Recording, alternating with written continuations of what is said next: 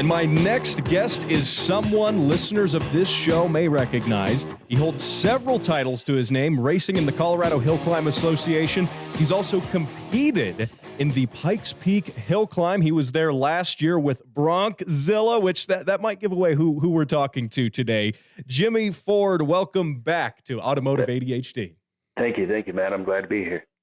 Awesome. Glad to have you here. Really excited. Firstly, an exciting announcement, which is that you are going to be returning to America's Mountain this year. Tell me a little bit about that. Yeah, they're giving us another shot at Pikes Peak again. So we're in the process of getting an engine put in it and doing a bunch of work to the Bronco to get it a little bit more feasible for Pikes Peak. Absolutely. Now let's recap a little bit too on last year as well. Last year was your first time there. It was also my first time being around the race and kind of participating in that sense. And, you know, there were some challenges with the weather and some other stuff. Tell me a little bit about last year for listeners who maybe aren't up to speed on that. Oh, man, last year it was when we took off from the start line, it was definitely foggy on the bottom. Fog started to clear up once we were rising above the fog, getting up to past the picnic grounds and a little past. We were coming up to a 11-mile water station, and the engine blew on us. So it was done for us. They were racing all the way to the top. They didn't shut the race short, but we didn't make it there. Oh man, yeah, and I remember the weather was really challenging for everyone. That was one big challenge. I mean, you know, guys couldn't see where they were going, and I remember one guy, I can't remember his name now. He went through one of these corners and just kind of miscalculated where he was because of that fog, and he took a tumble down the hill and then landed on his wheels and just kept driving. But but it was video.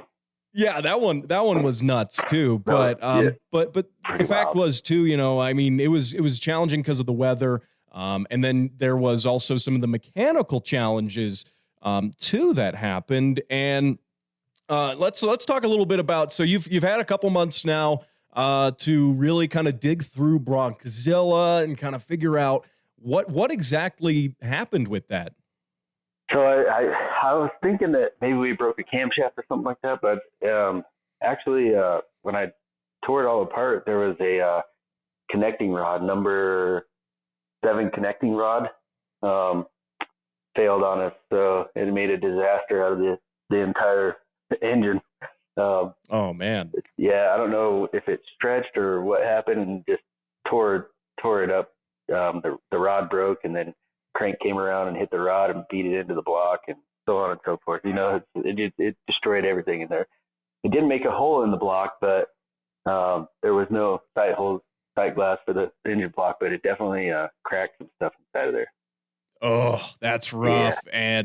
And do you think it was just maybe stress on the engine, wear and tear, anything? Was it hard to just kind of see what caused it?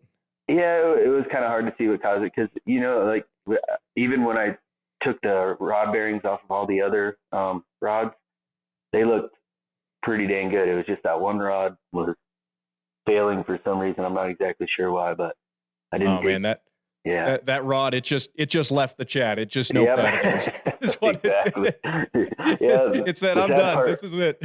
The sad part was they were pretty nice titanium rods, so that was a really sad part about it, you know. Yeah, titanium rods no less too. Yeah.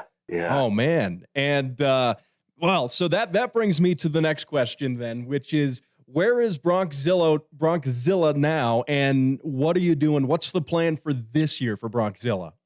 So right now we got everything torn out of the Bronco except for the body. Everything's torn off of it right now. We're trying to get things lower center of gravity. I mean, we're every little ounce we can get lower center of gravity. That's what we're doing. Kind of stuff that we didn't really have time to do before Pikes Peak last year, that we have a little time to do right now while we're getting this engine. And the engine that we got is a 410 cubic inch Ford. It used to be a World of Outlaw engine that we purchased from kind of a friend of a friend. So we got the block here with and ironically, all of our our intake will fit on it and stuff like that. The salvageable parts that we had off of our other engine will fit on it. So, but it makes about 150 to 175 horsepower more than our last engine, and it's about 100 pounds lighter because it's an aluminum block. So we're excited about that. Yeah. Wow, that's really cool. So more power and more lighter is always better. That's already a win right there. Yeah, exactly. Wow. Now that's going to be crazy. I remember I was standing on the side of the road with my camera and stuff on one of the practice days, and you flew past me, and oh my, I mean, last year with your setup last year was insane. I mean, it was I could literally feel the car coming through the vibrations in the ground before that. So the car was already absolutely mental, and so you're just cranking that up to 11 now. Is that right? Yeah, exactly. We've been able to turn it up to 11 now. Oh man, I love it. I love it. What other modifications have you had to make now? Because I know you the car started out as a car for hill climb racing on dirt. So you did a lot of stuff to convert it to racing on the pavement, the tarmac in there. Is there anything else now that you're doing, like say suspension wise, to the car? Actually, I'm trying to get it to where we can get. Cause last year we raced with 12-inch wide tires. I'm trying to get it to see if we can get like a 14 or a 15-inch wide tire underneath of it right now. We might have to do a little bit of flaring on the fenders to get it to fit, but the wider the rear tire, the more traction we can get coming out of the corners and stuff, which is kind of where we struggled a little bit last year with that, and a little bit down on horsepower. Down on horsepower meaning those guys are running 1,000, 1,200 horsepower, and we were at 650 last year. So trying to crank it up a little bit. Awesome. Is there it might be too early to ask, but is there any plan for forced induction? We had really considered that. The problem with forced induction is when we do decide to take the Bronco back to the dirt, our class rules won't allow us to have forced induction. So that was, one of the limiting factors for us. So we decided to stay naturally aspirated. We're going to still run the carburetor on alcohol. So everything will be similar to that as we were last year. But I don't think we can go forced induction right now at the moment unless some changes with our dirt program rules. Gotcha. And that's kind of neat to think about too, that, this car you're running on Pikes Peak is not a one-off just for Pikes Peak. I mean, you use this for dirt racing, use it for all sorts of stuff too. Yeah. That's the cool thing about it. It's got many uses to it. I mean, it's a show car right now because it's sitting in the garage getting worked on, but now it's going to be a Pikes Peak car here in June, and then maybe in August it'll be back on the dirt. I'm excited to have all that going on with the Bronco. Oh man, I love it. And hey, you know what they say, right? Which is that, every race car is a show car, but not every show car is a race car. Yeah, exactly. Oh, that's awesome. So now looking back at last year, so last year was your first time running the mountain, and I know you learned a lot there. And what are some things that takeaways, from the perspective of driving that you learned last year that you're going to maybe be applying this year? Oh, it's more seat time. That's the biggest thing. Is I was trying to get as much seat time as I possibly could. We were first to the line every practice day, trying to get more and more seat time. Which who knows if it hurt us? Hindsight's always 20/20. But looking back, that seat time helps out a bunch. So coming back to Pikes Peak for a second year will definitely be an advantage to us, being we already had a little bit of seat time, so we can start off with that seat time in mind. Yeah, absolutely. And the seat time is once you have the technicalities, making the car do what it needs to do, it's all on you then. It's on you as the driver to have that seat time and do what you need with it. So is there anything else plan-wise, that you're doing this year that you maybe didn't do last year? Yeah, so we did a bunch of work to the Bronco before Pikes Peak last year. We added torsion bars to it. I mean, that's a little bit of fabricating to do because we have to weld some pipe in there that our torsion bar goes through. And so last year I ran a torsion bar on the front, but not the rear. And we were kind of, tossing the idea around of running a torsion bar on the rear. Well, now we're doing it this winter. We're going to run a torsion bar on the rear, try to help the Bronco from rolling over too hard, which I think hurts us a little bit.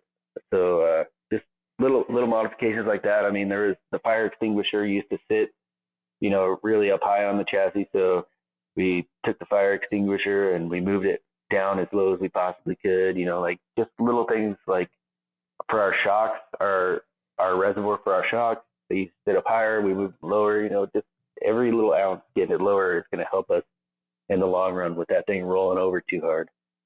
Wow. And that's not even something I considered as much of a challenge too, which is that center of gravity. I mean, when you're pulling that amount of G-force on that kind of road and with those conditions, I guess that can really make a big difference. Yeah, it's crazy that you mentioned the G-forces. One of the guys that we raced with up on Pikes Peak, he actually, the first 1 or 2 testing days, he gets G-force sickness from all the G-forces up there on Pikes Peak. So he gets out of the car and starts, ralphing. Yeah, it's crazy. Wow. Yeah, that's one of those things, usually you don't get car sick if you're the one driving, but maybe if you're driving on Pikes Peak, you can give yourself car sickness. Yeah. Maybe the combination with the altitude and the G-forces and all that stuff, I could see how that could happen maybe. Right. Well, and it goes to show, I mean, how strenuous and difficult the mountain really is, because you not only have the conditions, the weather, the road, the frost heaves and the unevenness in the pavement now. You not only have all of that, you've got weather, you've got all this stuff, you've got the altitude on top of that, and it's incredibly hard on both the people racing it and the machines doing the racing as well. Yeah, you mentioned the heaving and stuff. That's really hard on an aluminum chassis, and so one of the things we're doing too is going through the chassis and the aluminum stress cracks every little spot, like you can find little stress cracks in the chassis. So we go through and grind the stress cracks out and then re-weld it back up. And it is kind of tough on aluminum chassis with all the flexing and stuff that it does. Believe it or not, it's kind of crazy. Well, yeah. And that's one of those things, when I've talked to guys as well, I mean, they say that sometimes, like guys who've raced Pikes Peak before they paved it, and some of my listeners might not know, but that they Pikes Peak was dirt, and then they went ahead and paved it. And you'd think paving it would be sometimes better for getting up there and getting up there fast. But the problem is the ground and everything, changes every single season because of the extreme weather conditions, the water, the ice, expanding and contracting causes these dips and whoops in the asphalt now that, had it been dirt, they would have just graded the road the week before the race and it would be fine. But now that it's asphalt, you have to build your car around that.